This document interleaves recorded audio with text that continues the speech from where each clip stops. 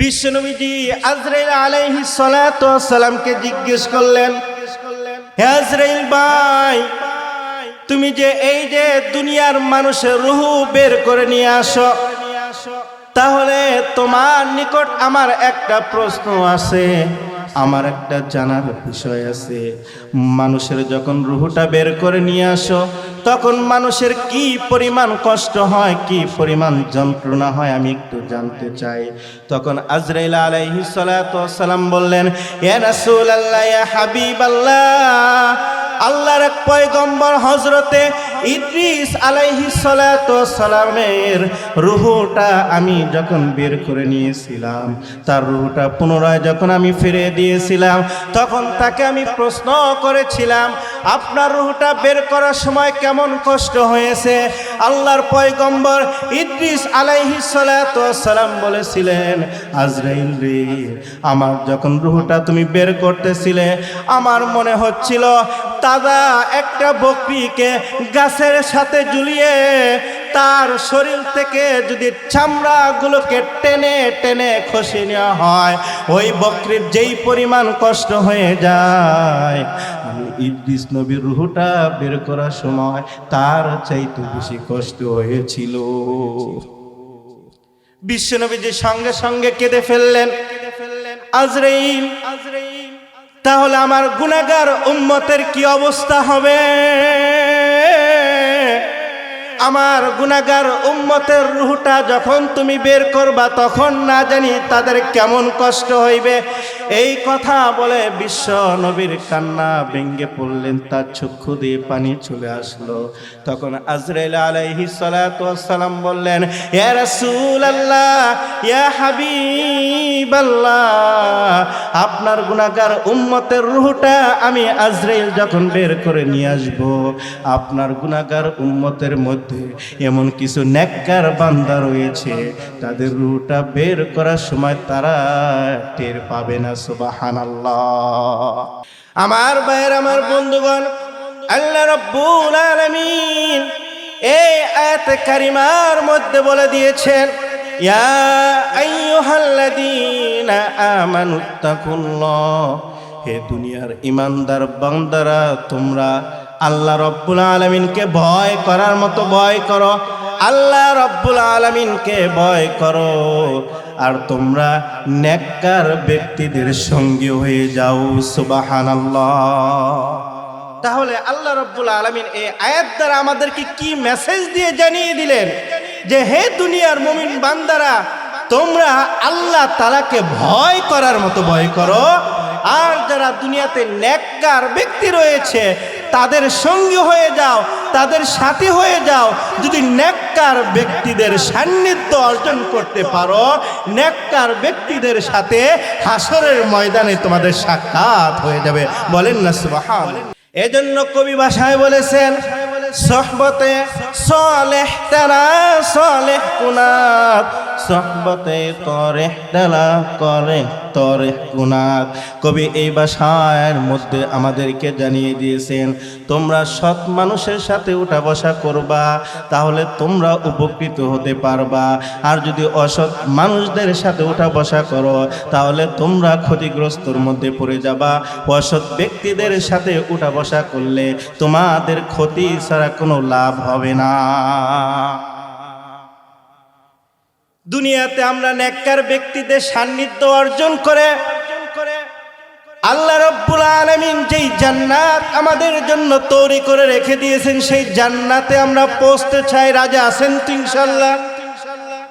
আমরা জাহান্নামে প্রবেশ করতে চাই না। নেককার ব্যক্তিদের সাথে থেকে আমরা আল্লাহ রাব্বুল আলামিনের জান্নাতের মধ্যে পৌঁছতে চাই।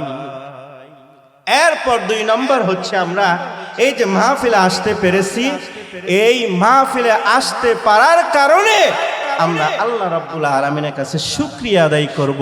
কারণ আল্লাহ সুবহানাহু ওয়া তাআলা পবিত্র মহাগ্রন্থ আল কোরআনের মধ্যে বলে দিয়েছেন, লা ইন শাকারতুম লা আযীদান্নাকুম ওয়া লা ইন কাফারতুম ইন্না আযাবি লাশাদীদ। বলেন না আল্লাহু আকবার।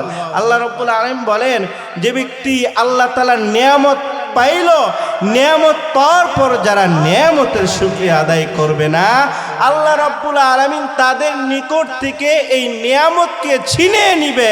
ইন্না আযাবি লাশাদীদ, নিশ্চয়ই আল্লাহ রাব্বুল আলামিন তাদেরকে কঠিন শাস্তি দ্বারা গ্রেফতার করবেন, পাকড়াও করবেন।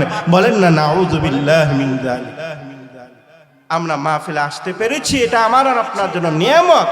যারা আয়োজন করে দিয়েছেন, আমাদের জন্য এত সুন্দর কোরআন হাদিসের বাগানের ব্যবস্থা করে দিলেন, আর আমরা যদি এত সুন্দর কোরআন হাদিসের আলোচনা যেই জায়গায় হবে তারপরও যদি আমরা আসতে না পারি, মনে রাখতে হবে আমার মতো বড় কপাল পরা আর একটাও দুনিয়াতে ব্যক্তি খুঁজে পাওয়া যাবে না। কথা বলেন ঠিক কিনা? এই যে এত সুন্দর একটা বাজারের মধ্যে মাহফিল আয়োজন, যে কত দোকানপাট খুলে রাখা হয়েছে, যে আপনারা যদি কিছু কিছু মানুষ আস্তে আস্তে শুরু করেন এই আলোচনার দিকে ধাবিত হন, অবশ্যই এই মাহফিলের প্যান্ডেলটা এতক্ষণে ভরে যেত। কথা বলেন ঠিক কিনা? যাই হোক, আমরা যারা আসতে পেরেছি, আমরা আল্লাহ তাআলার উপর শুকরিয়া আদায় করব যে আল্লাহ রাব্বুল আলামিন আমাদেরকে কবুল করেছে। আর সম্মানিত হাজিরিন, আমি যেই সূরা আলে ইমরানে 101 নং আয়াতে কারিমা তেলাওয়াত করেছি, এই আয়াতকে সামনে রেখে আমি আপনাদের খেদমতে আলোচনা করব।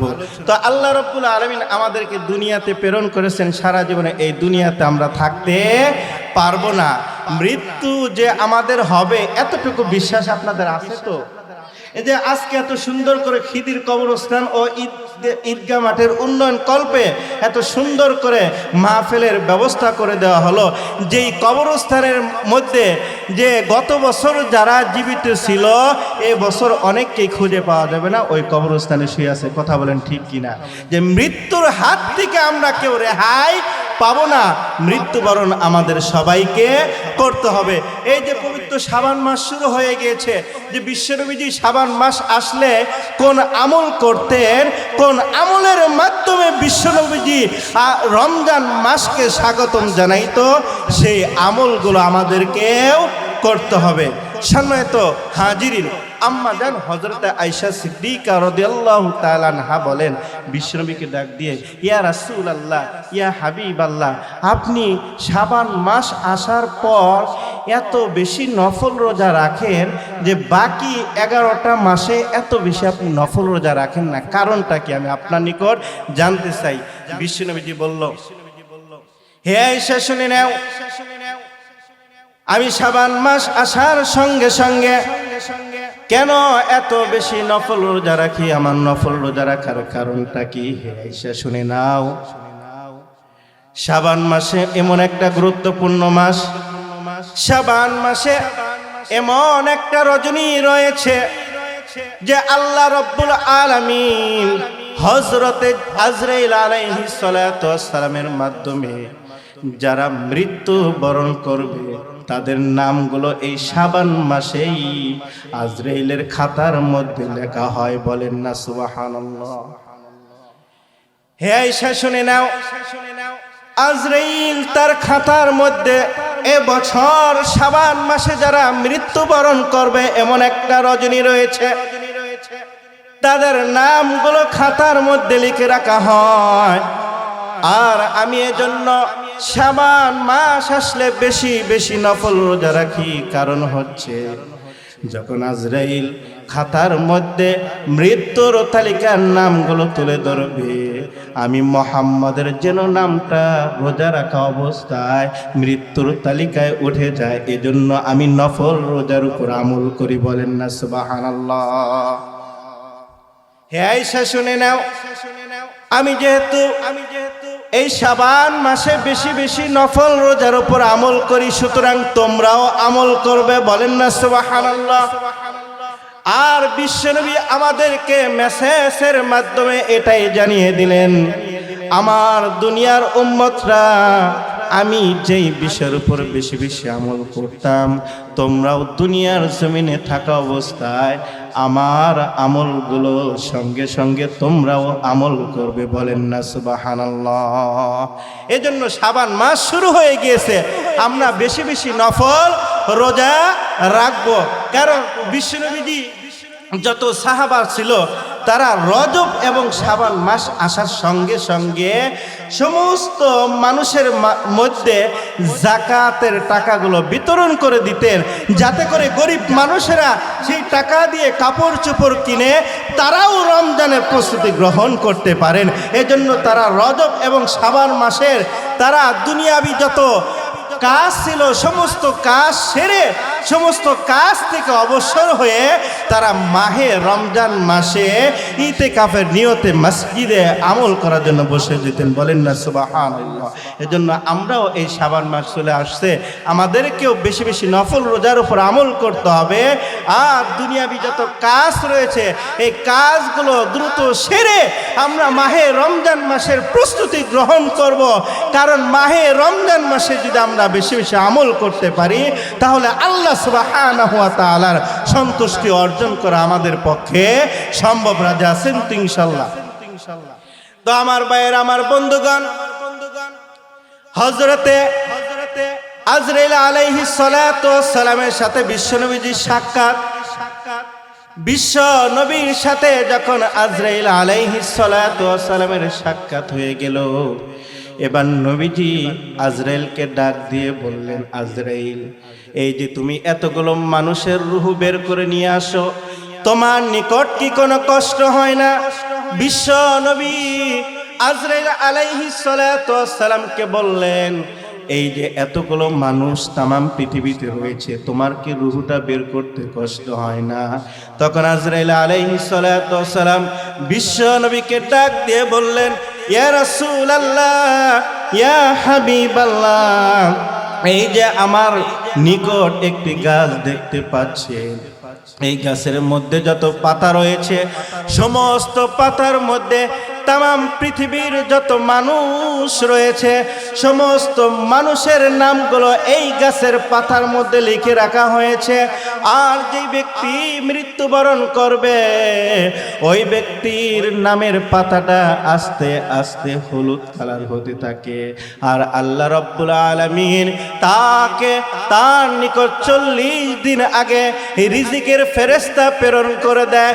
তার দুনিয়াতে রিজিক শেষ হয়ে যাবে, আর আস্তে আস্তে তার নামের তালিকা এই পাতাটা যখন হলুদ কালার হয়ে যায়, এক পর্যায়ে যখন এই নামের পাতাটা একদম শুকিয়ে যায়, মারা যায়, আমি আজরাইল তখন আল্লাহর পক্ষ থেকে আদেশ পাওয়ার সঙ্গে সঙ্গে তার রূহটা বের করে নিয়ে আসি। সুবহানাল্লাহ। বিশ্বনবীজি বললেন, তোমার কি কষ্ট হয় না? আজরাইল আলাইহিস সালাতু ওয়াস সালাম ডাক দিয়ে বললেন, ইয়া রাসূলুল্লাহ, ইয়া হাবিবাল্লাহ, আমার কষ্ট হবে কিভাবে? আপনার সামনে যদি একটা থালা থাকে আর থালার মধ্যে যদি অনেকগুলো পিপিলিকা থাকে, আপনার নিকট কি এই পিপিলিকা মারতে সহজ হবে না কষ্ট হবে? বিশ্বনবী বললেন, আমার নিকট একদম সহজ হয়ে যাবে। তখন আজরাইল আলাইহিস সালাতু ওয়াস সালাম বললেন, নবী গো, আমার নিকট তামাম পৃথিবীটা হচ্ছে থালা স্বরূপ, আর তামাম পৃথিবীতে যত মানুষ রয়েছে সমস্ত মানুষ হচ্ছে আমার নিকট পিপিলিকার মতো। আর আল্লাহ রাব্বুল আলামিনের পক্ষ থেকে যখন আদেশ হয়ে যায় তখন আমি সঙ্গে সঙ্গে গিয়ে তার রূহটা বের করে নিয়ে আসি। বলেন না সুবহানাল্লাহ।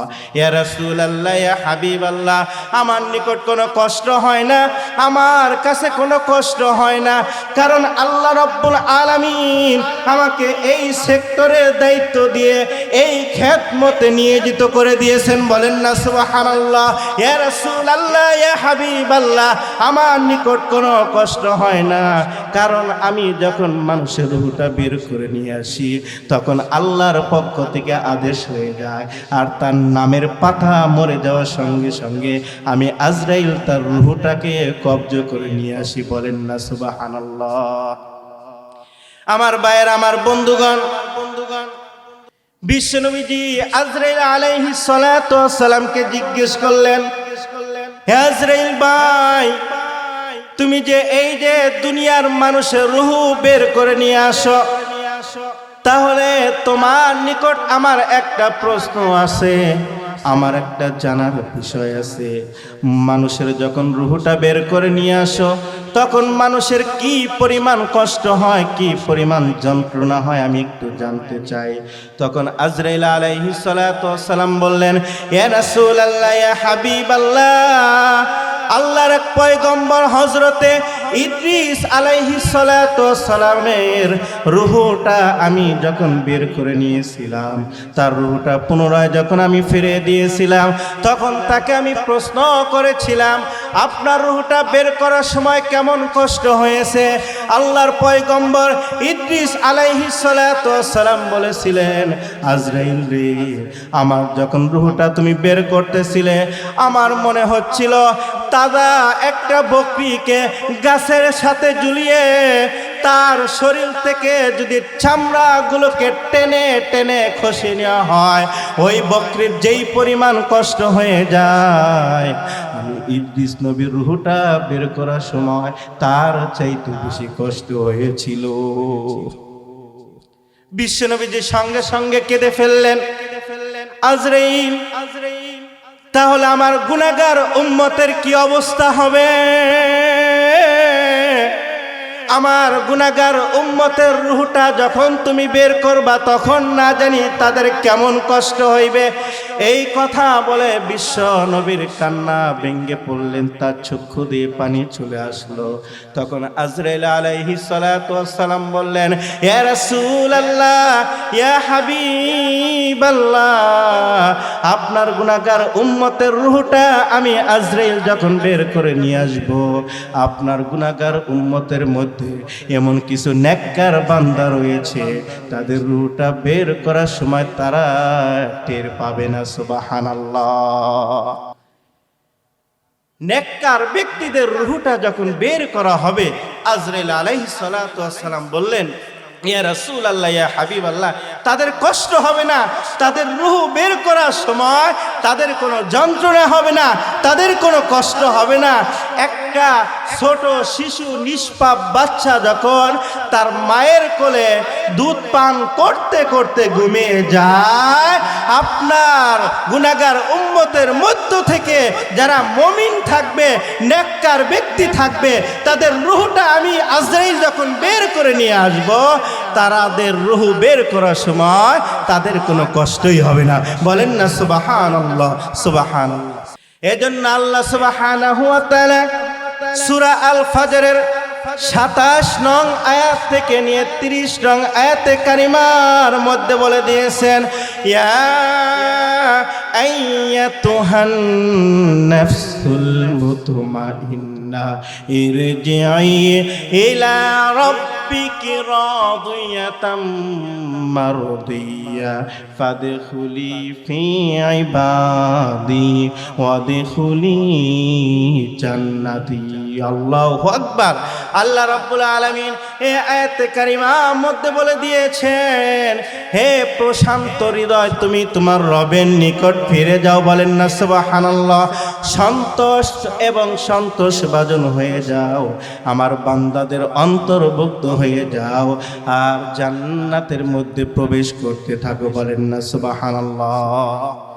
যারা নেককার থাকবে, যারা ইমানদার থাকবে, নেককার ব্যক্তি থাকবে, আল্লাহ রাব্বুল আলামিন তাদেরকে ডাক দিয়ে বলেন যে, হে প্রশান্ত হৃদয়, তুমি তোমার রবের নিকট ফিরে যাও, সন্তুষ্ট এবং সন্তোষভাজন হয়ে যাও, আর আমার নেককার বান্দাদের অন্তর্ভুক্ত হয়ে যাও, আমার জান্নাতের মধ্যে প্রবেশ করতে থাকবো। বলেন না সুবহানাল্লাহ। এজন্য আমরা নেককার বান্দা যদি হতে চাই, এই কোরআন হাদিসের মাহফিলে বসে আমরা আল্লাহ তাআলার নিকট দৃঢ় প্রতিজ্ঞা করব, নিয়ত করব, আল্লাহ, আমি আজকের মাহফিলের পর থেকে নিয়ে আমি তোমার কাছে নিয়ত করতেছি, আল্লাহ আমাকে তুমি মৃত্যুবরণ করার সঙ্গে সঙ্গে জান্নাতের মধ্যে প্রবেশ করে দিও। বলেন না সুবহানাল্লাহ। এরকম নিয়ত নিয়ে আমাদেরকে কোরআন হাদিসের আলোচনা শুনতে হবে।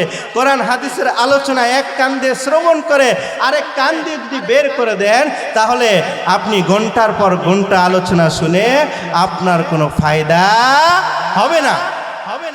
নিয়ত করতে হবে যে আমার জীবন আমি পরিবর্তন করব। এত টাকা খরচ করে মাহফিলে আয়োজন করা হয়েছে, এখান থেকে আমি কথা শুনে যে কোনো একটি বিষয়ের উপর আমল করব। রাজি আছেন তো ইনশাআল্লাহ?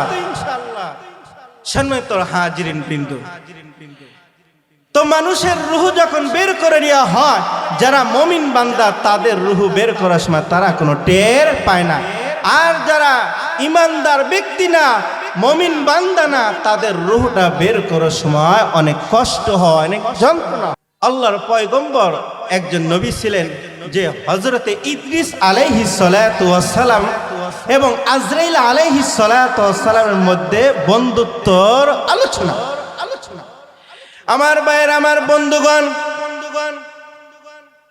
হযরত আজরাইল আলাইহিস সালাতু ওয়াস সালাম আল্লাহ রাব্বুল আলামিনের নিকট চলে গেলেন। আল্লাহ তাআলার কাছে গিয়ে বলতেছেন,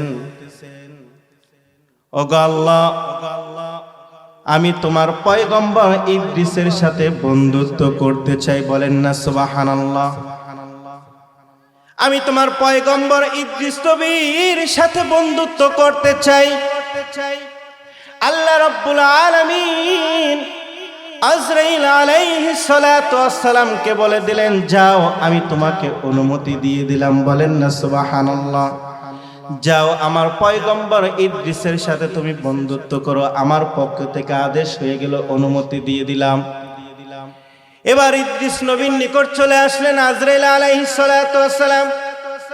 আজরাইল আলাইহিস সালাতু ওয়াস সালাম চলে এসে ইদ্রিস নবীর সামনে যখন সালাম দিলেন, সালাম দেওয়ার পর যখন বললেন, আনা মালাকুল মউত, আমি হচ্ছে আজরাইল আলাইহিস সালাতু ওয়াস সালাম। হযরতে ইদ্রিস নবী জিজ্ঞেস করলেন, ব্যাপারটা কি আজরাইল? তুমি আমার সামনে আসলা, কিন্তু আমি তো আগেই তোমাকে বলেছিলাম, তুমি যখন আমার রূহ বের করার জন্য আসবে, কিন্তু আমাকে 3টা সিগন্যাল তোমাকে দিতে হবে। তুমি কেন বিনা নোটিশে, বিনা সিগন্যালে আমার নিকট চলে আসছো? হযরত আজরাইল আলাইহিস সালাতু ওয়াস সালাম বললেন, ওগো আল্লাহর পয়গম্বর ইদ্রিস, আমি আপনার নিকট আসছি আল্লাহর পক্ষ থেকে অনুমতি নিয়েই। বলেন না সুবহানাল্লাহ। বিনা নোটিশে, বিনা অনুমতিতে আমি আপনার দরবারে হাজির হই নাই। আপনার এমন কি নোটিশের প্রয়োজন, এমন কি সিগন্যালের প্রয়োজন? আল্লাহর পয়গম্বর ইদ্রিস নবী আলাইহিস সালাতু ওয়াস সালাম বললেন, আনা আজরাইল, আমি তোমাকে বহু আগেই বলে দিয়েছিলাম 3টা সিগন্যাল দিয়ে আমার রূহটা বের করার জন্য আসবা, কিন্তু তুমি তো আমাকে সিগন্যাল না দিয়ে চলে আসছো। তখন আজরাইল আলাইহিস সালাতু ওয়াস সালাম বললেন, ওগো আল্লাহর পয়গম্বর ইদ্রিস নবী, আমি কি আপনাকে সিগন্যাল দেইনি? আল্লাহ রাব্বুল আলামিন কি আপনাকে সিগন্যাল দেয়নি? আপনার জন্য 1 নাম্বার সিগন্যাল হচ্ছে, ওগো আল্লাহর পয়গম্বর ইদ্রিস নবী, এই যে আপনার মাথার চুলগুলো দেখা যাচ্ছে, মুখের দাড়িগুলো দেখা যাচ্ছে। আপনার মাথার চুলগুলো আগে কালো ছিল আর মুখের দাড়িগুলো আগে কালো ছিল, কিন্তু এখন বর্তমানে আপনার মাথার চুলগুলো সাদা হয়ে গিয়েছে আর মুখের দাড়িগুলো সাদা হয়ে গিয়েছে। এটাই হচ্ছে আপনার জন্য 1 নাম্বার সিগন্যাল। এটাই হচ্ছে আপনার জন্য 1 নাম্বার নোটিশ। এটা তো বহু আগে আল্লাহ রাব্বুল আলামিন আপনাকে এই নোটিশ দিয়েই দিয়েছে। আপনার চুল আগে ছিল কালো, আর মুখের দাড়িগুলো আগে ছিল কালো, কিন্তু বর্তমানে আপনার মাথার চুল কিন্তু সাদা হয়ে গিয়েছে আর মুখের দাড়িগুলো সাদা হয়ে গিয়েছে। এটাই হচ্ছে আপনার জন্য 1 নাম্বার সিগন্যাল। 2 নাম্বার সিগন্যাল হচ্ছে আপনার চেহারার চামড়াগুলো আগে ছিল টান টান, শরীরের চামড়াগুলো আগে ছিল টান টান। ওগো আল্লাহর পয়গম্বর ইদ্রিস নবী, আপনি কি 2 নাম্বার নোটিশ বুঝতে পারেন নাই, সিগন্যাল বুঝতে পারেন নাই? বর্তমান আপনার চেহারার চামড়াগুলো বাস পড়ে গিয়েছে, কুচকে হয়ে গিয়েছে, শরীরের চামড়াগুলো বাস হয়ে গিয়েছে, কুচকে হয়ে গিয়েছে। অথচ আল্লাহ রাব্বুল আলামিন আপনাকে বহু আগেই 2 নাম্বার সিগন্যাল দিয়ে জানিয়ে দিয়েছেন আপনি এই দুনিয়াতে থাকতে পারবেন না, আপনাকে মৃত্যুবরণ করতেই হবে। এটাই ছিল আপনার জন্য 2 নাম্বার নোটিশ, 2 নাম্বার সিগন্যাল। আর আপনার জন্য 3 নাম্বার সিগন্যাল হচ্ছে, ওগো আল্লাহর পয়গম্বর ইদ্রিস নবী, আপনি এক সময় সোজা হয়ে হেঁটে হেঁটে যেতেন, কিন্তু আপনি তো এখন বাঁকা হয়ে হাঁটেন, আপনার বয়সটা বৃদ্ধ হয়ে গিয়েছে। এটাই তো আপনার জন্য 3 নাম্বার সিগন্যাল ছিল, কিন্তু আপনি তো বুঝতে পারেন নাই, আপনি তো উপলব্ধি করতে পারেন নাই। অথচ এখন আল্লাহ রাব্বুল আলামিনের পক্ষ থেকে আদেশ হয়ে গিয়েছে, আমি আপনার রূহটাকে বের করে নিয়ে যেতে চাই। সুবহানাল্লাহ। 3টি সিগন্যাল তো আল্লাহ রাব্বুল আলামিন বহু আগেই দিয়ে দিয়েছে, আমাদেরকেও আল্লাহ রাব্বুল আলামিন দিচ্ছেন, আমরা এই সিগন্যালের সাড়া দিচ্ছি না। কারণ বিশ্বনবী যে হাদিসের মধ্যে বলেন যে 5 জিনিসের পূর্বে তোমরা 5 জিনিসকে গনিমত অথবা আল্লাহ রাব্বুল আলামিনের পক্ষ থেকে বিশেষ অনুগ্রহ মনে করবে। বলেন সুবহানাল্লাহ। তার মধ্যে বলা হয়েছে যে মৃত্যুর পূর্বে হায়াতকে, জীবনকে, বলেন না সুবহানাল্লাহ। এরপরে বার্ধক্যের পূর্বে যৌবনকে, বলেন না সুবহানাল্লাহ। যে আমরা তো মৃত্যুর পূর্বে আমাদের জীবনের দাম দিতেই জানি না, আমাদের হায়াতের মূল্য দিতেই জানি না। যে আল্লাহ রাব্বুল আলামিন বহু আগে আমাদেরকে নোটিশ দিলেন, সিগন্যাল দিচ্ছেন যে তুমি দুনিয়াতে বেশি দিন আর জীবিত থাকতে পারবে না। তোমার কালো চুল এখন সাদা হয়ে গিয়েছে, কালো দাড়ি এখন সাদা হয়ে গিয়েছে, তোমার চামড়াগুলো তো আগে টান টান ছিল, এখন তো চামড়া তোমার বাস হয়ে গিয়েছে, কুচকে হয়ে গিয়েছে। আর আল্লাহ রাব্বুল আলামিন বলেন যে তুমি তো আগে সোজা হয়ে বুক টান টান করে মানুষের সামনে হাঁটতে, বুক ফুলিয়ে হাঁটতে, আর এখন তো তুমি কুচকে বাঁকা হয়ে হাঁটো। এর মানে হচ্ছে এই দুনিয়াতে তুমি আর বেশি দিন থাকতে পারবে না। এরকম নোটিশ আল্লাহ রাব্বুল আলামিন আমাদেরকে বহু আগেই দিয়ে দিয়েছেন। বলেন না সুবহানাল্লাহ। তো আজরাইল আলাইহিস সালাতু ওয়াস সালাম আল্লাহর পয়গম্বর ইদ্রিস নবীকে ডাক দিয়ে বললেন, হে ইদ্রিস নবী, আমি আপনার সাথে বন্ধুত্ব করার জন্য আসছি, আপনি কি রাজি আছেন নাকি? এবার ইদ্রিস নবী বললেন, আমি যে কোনো ব্যক্তির সাথে আমি বন্ধুত্ব করি না। তোমার সাথে যদি আমি বন্ধুত্ব করি, আমার 3টা শর্ত রয়েছে।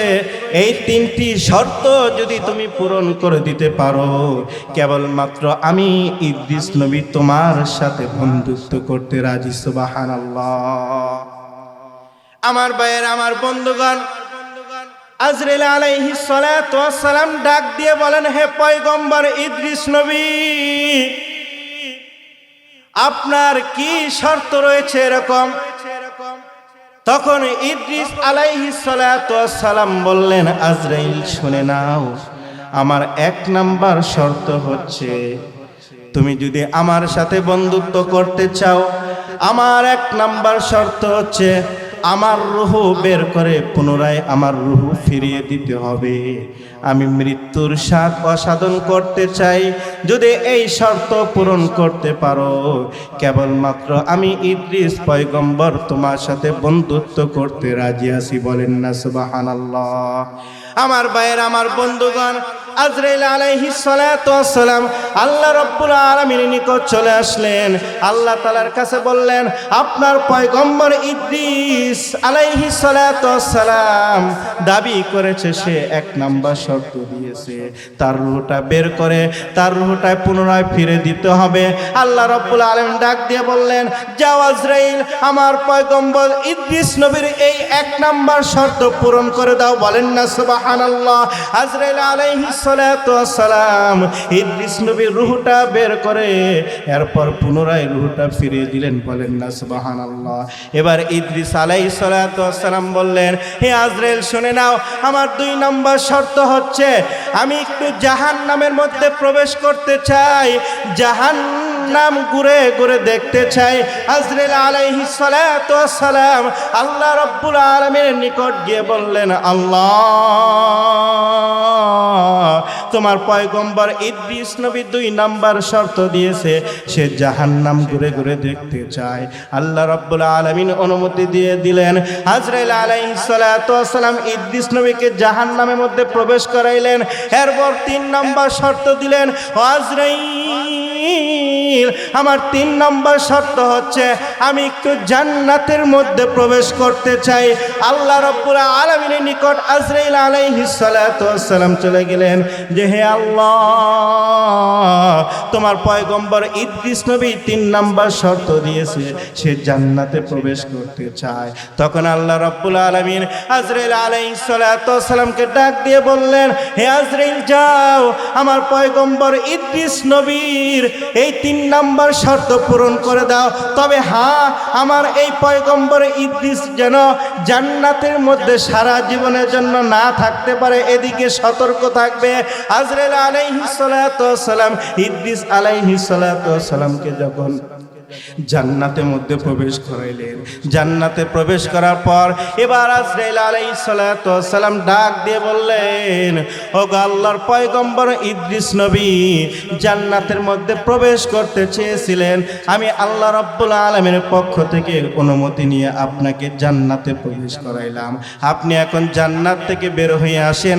আল্লাহর পয়গম্বর ইদ্রিস নবী বললেন, হে আজরাইল, মানুষের মৃত্যু হয় একবার, আমার একবার মৃত্যু হয়েছে, মানুষ একবার জাহান্নামের মধ্যে প্রবেশ করবে, আমি জাহান্নামে প্রবেশ করেছিলাম, আর মানুষ জান্নাতে প্রবেশ করবে, আমি ইদ্রিস নবী জান্নাতের মধ্যে প্রবেশ করেছি, আর এই জান্নাত থেকে বের হতে চাই না। বলেন না সুবহানাল্লাহ।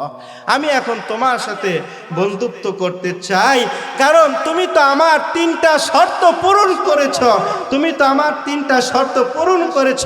আমার 3টা শর্ত পূরণ করার কারণে আমি ইদ্রিস নবী তোমার মতো আজরাইলের সাথে বন্ধুত্ব করতে চাই। বলেন না সুবহানাল্লাহ, সুবহানাল্লাহ, সুবহানাল্লাহ। এজন্য সম্মানিত হাজিরিন বৃন্দ, যে আয়াতে কারিমা আমি আপনাদের সম্মুখে তেলাওয়াত করেছি, ইয়া আইয়ুহাল্লাযীনা আমানুত্তাকুল্লাহ হাক্কা তুকাতিহি ওয়া লা তামুতুন্না ইল্লা ওয়া আনতুম মুসলিমুন। হে দুনিয়ার ইমানদার ব্যক্তিরা, তোমরা আল্লাহ সুবহানাহু ওয়া তাআলাকে ভয় করো, আর তোমরা মুসলমান না হয়ে মৃত্যুবরণ করো না। আল্লাহ রাব্বুল আলামিন এই আয়াতের মাধ্যমে আমাদেরকে জানিয়ে দিয়েছেন আল্লাহকে ভয় করতে হবে, আর মুসলমান না হয়ে যদি আমরা মৃত্যুবরণ করি তাহলে আমাদেরকে জাহান্নামের মধ্যে প্রবেশ করতে হবে। এজন্য বলি যে আল্লাহ রাব্বুল আলামিন আমাদের জন্য জান্নাতের নাজ নিয়ামত রেখে দিয়েছেন, আমরা জান্নাতে প্রবেশ করতে চাই। রাজি আছেন তো ইনশাআল্লাহ? আল্লাহ সুবহানাহু ওয়া তাআলা আমাদের সবাইকে আজকের আলোচ্য বিষয়ের উপর আমল করার তৌফিক দান করুন। সকলে বলে আমিন।